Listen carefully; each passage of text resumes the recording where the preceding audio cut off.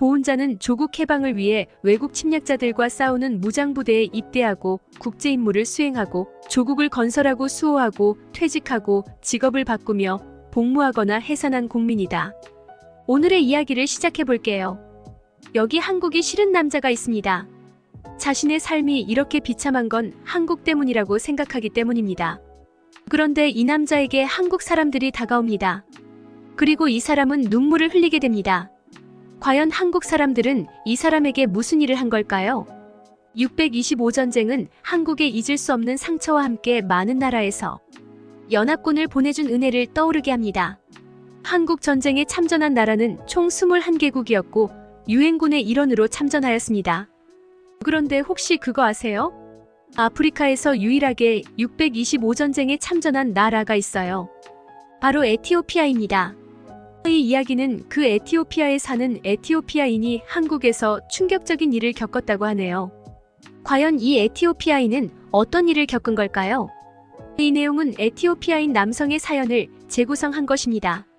안녕하세요. 에티오피아에 사는 10대인 베켈러입니다. 저의 할아버지는 625때 한국 전쟁에 참전하셨습니다. 그때 할아버지는 황실의 최정예 황실근위대의 일원이셨어요.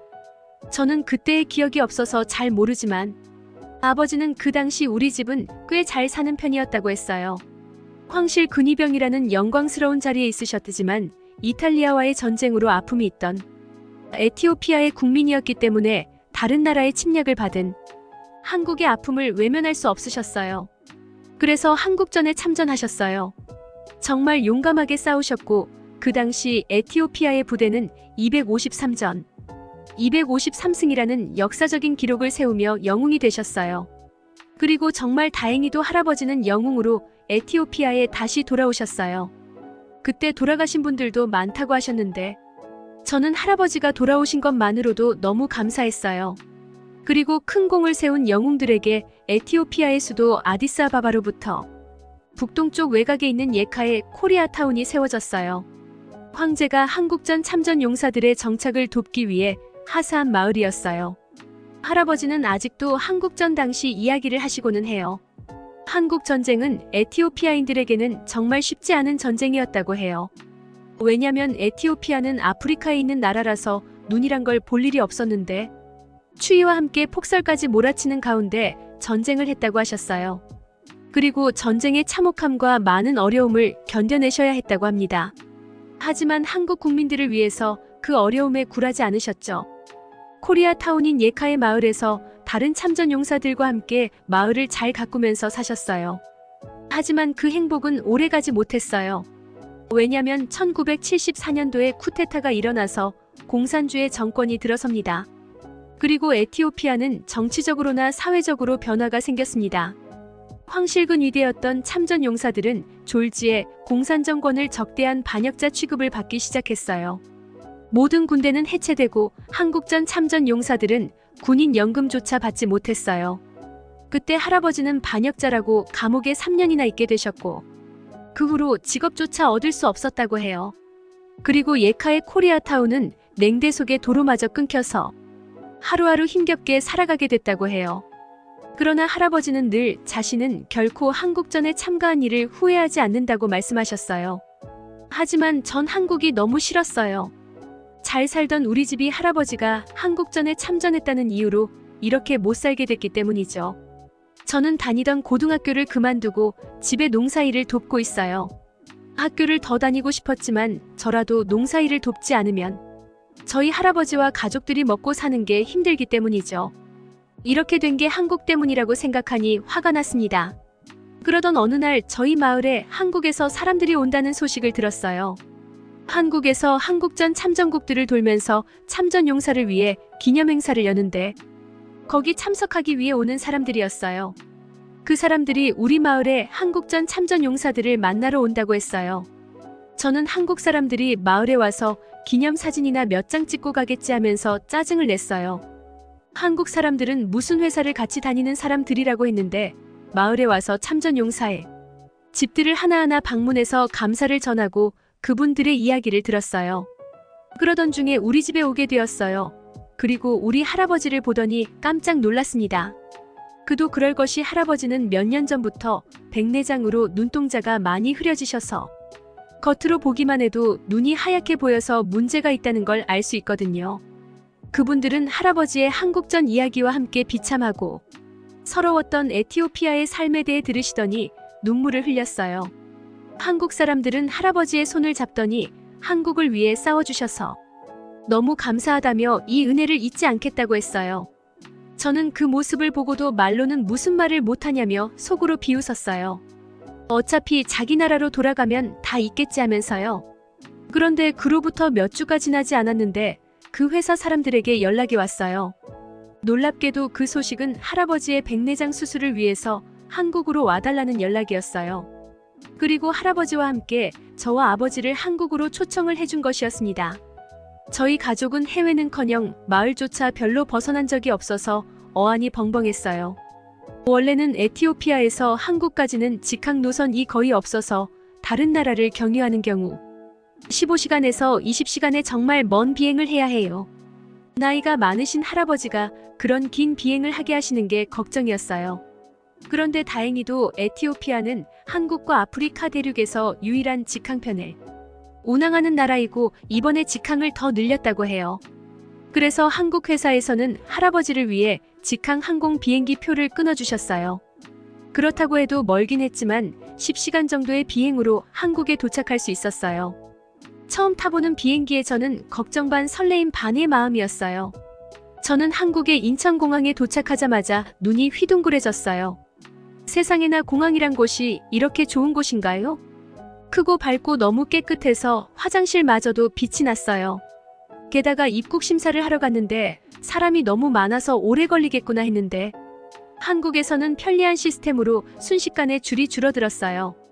입국 심사가 끝나고 짐을 찾아서 밖으로 나갔더니 한국 회사 직원분들이 우리를 기다리고 있었어요. 그분들은 우리를 환영해 주었고 우리는 바로 병원으로 향했어요. 병원으로 향하는 차 안에서 저는 밖을 보는데 엄청난 높이의 건물들이 가득한 서울의 모습을 눈이 잘 안 보이는 할아버지를 위해 설명해 드렸어요. 할아버지는 그 이야기를 들으시더니 자신이 지킨 나라가 이렇게 발전했다니 이제 죽어도 여한이 없다고 하셨어요. 병원에 도착해 할아버지의 눈 검사를 시작했어요. 병원에서는 백내장 수술은 혼탁해진 수정체를 제거하고 인공 수정체를 넣는 수술인데 한국은 의학 수준이 높기 때문에 이 정도는 쉽게 할 수 있다고 말해주었어요. 게다가 눈 수술이기 때문에 전신 마취가 아니라 국소 마취만으로도 수술을 진행할 수 있어서 나이가 많은 할아버지에게도 건강에 무리가 가지 않을 거라고 했어요. 의사 선생님은 할아버지가 625전쟁 참전용사라는 이야기를 들으시더니 한국을 위해 싸워주셔서 감사하다는 말씀을 해주시더라고요. 그리고는 한국을 위해 목숨을 걸고 싸워주신 만큼 자신은 할아버지의 수술에 최선을 다하겠다고 하셨어요. 그 말을 들으면서 저는 한국을 미워했던 마음이 조금 누그러들었고 할아버지의 수술이 어렵지 않다는 이야기에 너무 다행이라고 생각이 들었어요. 한평생 고생만 하시고 병까지 얻으셔서 저는 마음이 너무 아팠거든요. 할아버지의 백내장 수술은 오래 걸리지는 않았어요. 하지만 수술 후에 회복 경과를 지켜봐야 했기 때문에 병실에 머무셨어요. 오랜 비행과 수술로 긴장을 하셨는지 할아버지는 오래 주무셨어요. 저희를 도와준 한국 회사의 직원분들이 할아버지가 괜찮으신지 방문하셨는데 할아버지가 그때 잠에서 깨셨어요. 그리고는 할아버지는 한국 회사 직원들을 바라보면서 눈이 또렷하게 잘 보인다고 말씀하시고는 눈물을 흘리셨어요. 그 모습을 보면서 저와 아버지 그리고 한국 사람들도 눈물을 흘렸어요. 그들은 한국인으로서 당연히 해야 할 일을 했을 뿐이고 이렇게 늦게나마 한국을 위해 싸워준 분을 도울 수 있어서 너무 다행이라고 따뜻하게 말씀을 해주셨어요. 저는 뒤늦게나마 한국인들의 진심을 듣게 되어서 한국을 미워하던 마음이 조금 사라졌어요. 나중에 알게 된 일인데 할아버지의 사정을 회사 직원들에게 이야기했더니 다들 성금을 모아주셨다고 해요. 할아버지와 아버지 그리고 저는 할아버지의 회복 기간 중에 한국에 잠시 머물렀어요. 그리고 에티오피아는 커피의 생산국 중 하나이니 한국의 커피를 한번 마셔보자고 했어요. 그래서 어느 카페에 들어가서 커피를 주문했어요.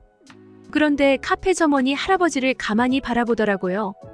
저는 저 사람이 왜 할아버지를 쳐다보는 거지 하면서 외국인이라서 싫어서 그런가 하는 생각을 했어요. 그런데 갑자기 카페 점원이 할아버지의 모자를 보며 참전용사냐고 물어보는 거예요. 할아버지는 한국전 참전용사 모자를 쓰고 계셨거든요. 그래서 그렇다고 했더니 주문하신 커피는 자신의 돈으로 계산하겠다고 하는 거예요. 너무 놀라서 그럴 필요 없다고 했더니 아니라 며 한국을 위해 싸워주신 분에게 이 정도는 대접할 수 있다면서 커피를 주셨어요. 할아버지는 전혀 생각도 못한 선물에 연신 감사하다고 말하셨어요. 한국에서 마시는 커피는 참 커피 특유의 쓴맛이 났지만 저는 그 맛이 너무 달콤하다는 생각이 들었어요. 그동안 우리의 가난함이 한국 때문이라고 미워한 제가 부끄러웠어요. 이렇게 따뜻하고 은혜를 잊지 않는 사람들이 한국 사람이었는데 저는 그냥 미워할 존재가 필요했었던 거라는 걸 깨달았어요. 할아버지는 한국 전쟁 때도 한국 사람들은 정이 있고 남의 일도 본인의 일처럼 도와주는 사람들이었다고 하셨어요. 한국 사람들 덕분에 할아버지의 눈도 치료할 수 있었고 따뜻한 마음도 받을 수 있어서 너무 감동을 받고 돌아갈 수 있었어요. 저는 다시 학교를 다닐 수 있게 되었어요. 무슨 이야기냐고요? 한국의 큰 기업에서 에티오피아의 희망 직업 학교를 세워줬거든요. 그리고 그 학교에서는 참전 용사의 가족들에게 학비를 받지 않고 기술을 배울 수 있게 해주기 때문이에요. 요즘 전자기술에 대해 배우는데 저의 꿈은 우수한 기술자가 되어서 전자회사에서 일하는 거예요. 하루하루 먹고 사는 게 유일한 목표였던 제게 꿈을 키울 수 있게 해준 한국과 한국 국민들에게 정말 감사함을 전하고 싶어요. 저의 이야기는 여기까지입니다. 여러분 백켈러 씨의 이야기 어떻게 보셨나요? 한국을 위해 싸워준 아프리카 유일의 나라 에티오피아는 아직도 경제적으로 어려움이 많은 나라입니다. 참전용사로서 존경받아 마땅한 백켈러 씨의 할아버지는 정권이 바뀌며 오히려 반역자라고 감옥까지 갔다 왔어야 했다. 니 정말 마음이 아프네요. 그로 인해 경제적 어려움으로 고등학교 교육까지 포기해야 했던 백켈러 씨가 할아버지의 눈도 치료할 수 있었고 다시 한국이 만든 학교에서 꿈을 키워 나갈 수 있게 되었다니 너무 감사하다는 생각이 들어요. 그 어려운 시간을 열심히 살아낸 백켈러 씨의 할아버지에게도 존경을 느끼게 됩니다. 정말 감사한 사연이었습니다. 앞으로도 행복하시길 바래요. 에티오피아 참전용사를 찾아 감사한 맘 전하고 고마움을 은혜로 보답한 한국인의 맘도 듣는 내내 너무 뿌듯하고 감동적이네요.